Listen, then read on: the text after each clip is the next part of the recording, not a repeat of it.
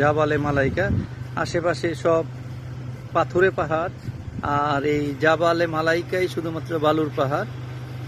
এখানেই ফেরেশতা নামিয়েছিলেন আল্লাহ তাআলা বদরের সাহাবাদের সহায়তা করার জন্য, বদরের যুদ্ধে সাহাবাদের সহায়তা করার জন্য।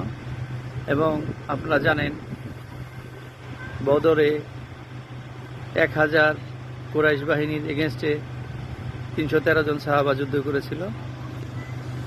তো আল্লাহর সহায়তা, আল্লাহর ইচ্ছায় এই যুদ্ধে জয়লাভ করেছিল। কুরাইশদের 70 জন নিহত হয়েছিল এবং 70 জন বন্দী হয়েছিল। পক্ষান্তরে মুসলিম বাহিনীর মাত্র 14 জন শহীদ হয়েছিল।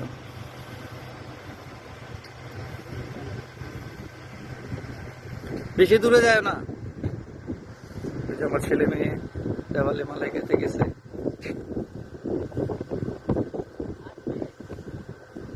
জাবালে মালাইকা, পৃথিবীতে এর থেকে সুন্দর আর কোনো দৃশ্য হতে পারে না।